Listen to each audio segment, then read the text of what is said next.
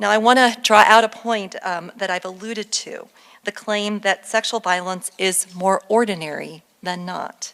I've already suggested that so-called consensual relationships between clergy and adult women or men are properly understood as violation.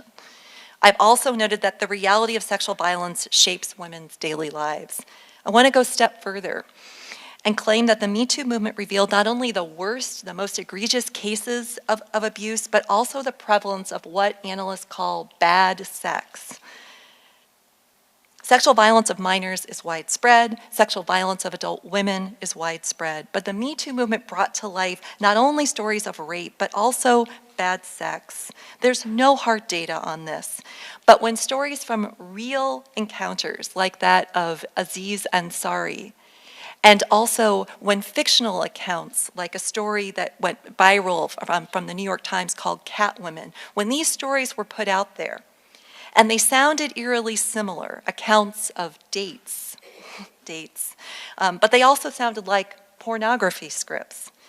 And when millions of women tweeted in response to these stories, "Me too," this is my experience, not my extraordinarily terrible experience, but my ordinary experience, we realize that we have a much broader phenomenon on our hands. The more systemic studies of hookup culture on college campuses, like by Lisa Wade, Donna Freitas, and others, show a remarkable lack of concern of males for their female partners, a profound lack of mutuality and intimacy. Researchers note the power the hookup script has on college-age men and women, even when they don't want to participate in it. And they note the connections between the most forceful violations and much more ordinary sexual encounters, and the reality that most perpetrators are very ordinary men who attend secular and, yes, Catholic colleges.